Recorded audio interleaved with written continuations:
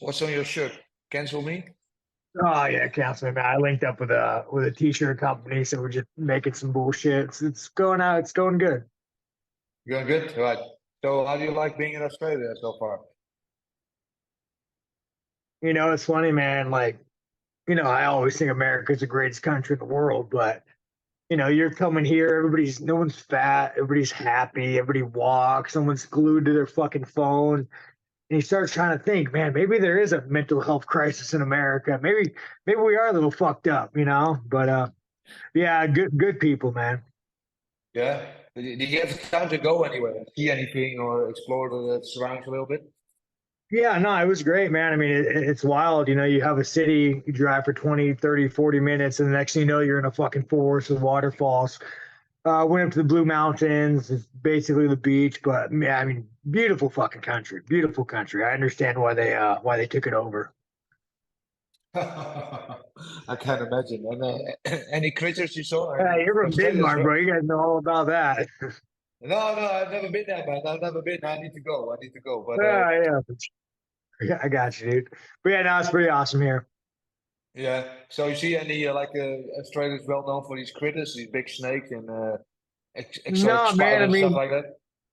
seen a couple birds, nothing too crazy. I mean, we're in Sydney, dude, so it's like a tiny little New York without the trash and the rats and the fucking crazy people. You see like one or two homeless people here, but like compared to like New York, man, makes New York look like a shithole. Gotcha. So um, I think that for the majority of the last couple of years, you've just been fighting in Vegas, right? Or at least the majority of your fights has been Oh in yeah, Vegas. yeah, man. In So Vegas is nice. I get my own training partners. I get my own gym. It's kind of like it's been a while since I fought out of the country, so I'm like going back to the fuck. I have to go train in some random place. I don't have all my training partners, so that's kind of been a little something to get used to again. yeah, but also the crowd on Saturday is going to be different because normally you're fighting in your home environment, more or less. Now you're going to be fighting in Sydney for maybe a hostile crowd, I can imagine. Yeah, How do you envision man, that I going? don't even like. I'm so focused when I fight that I don't even hear it. It's so tuned out. Like I'm just so fucking focused. I have like earmuffs on the entire time. Yeah, so you're not faced by that at all. Yeah, no, I don't even. I really like. I'm just so focused on the task. Like if you're fighting and you're hearing these voices and you're letting this shit get in your head, probably not focused enough.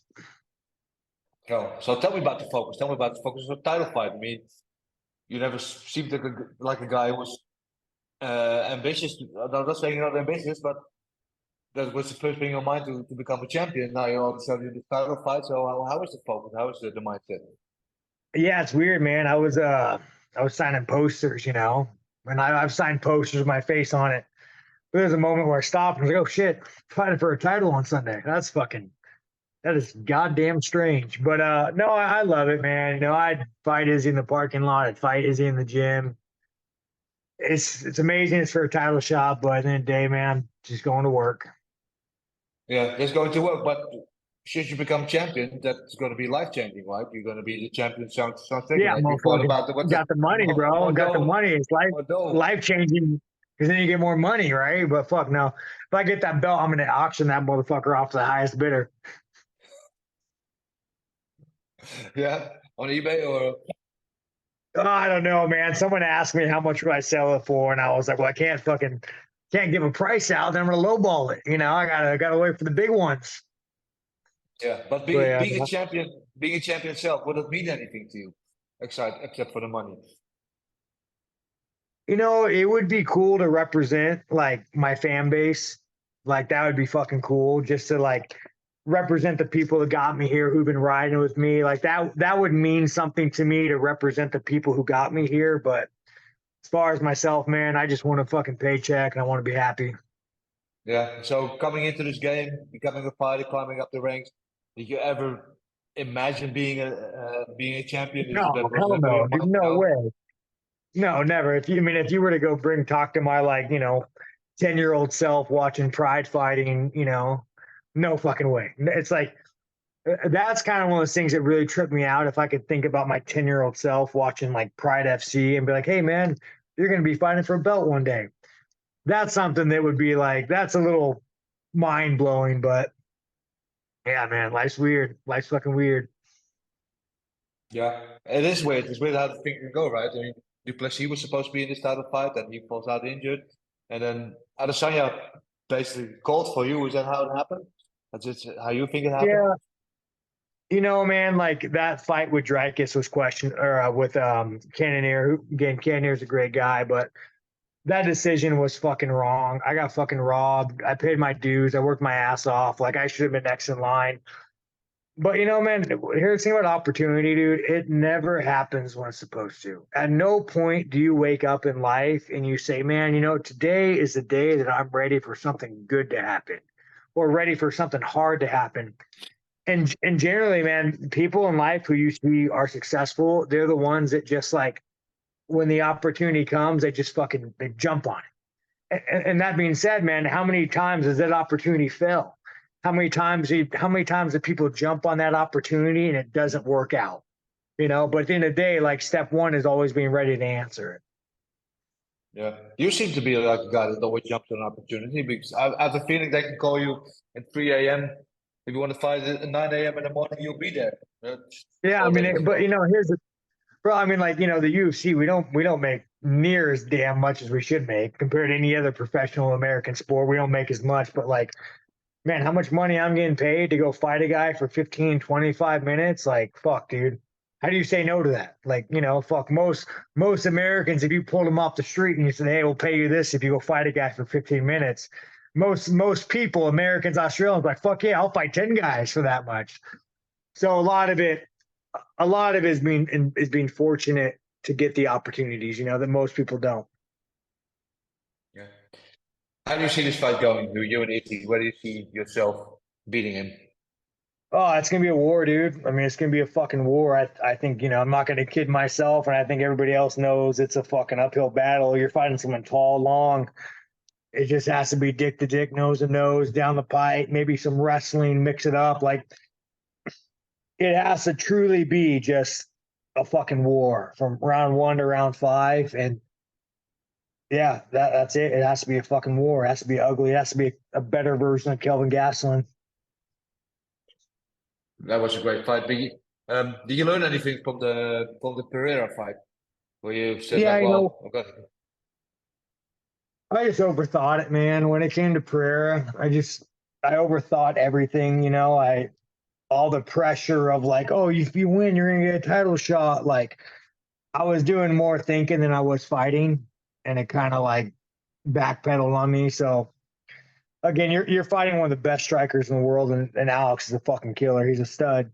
So 9 times out of 10, maybe it happens every time, but I just know my personal headspace with that fight was I just overthought it. I let the pressure get to me. I forgot about fighting, and it just became like I got to hit, I got to hit, I got to hit, I got to move, I got to jab him, and I didn't fight.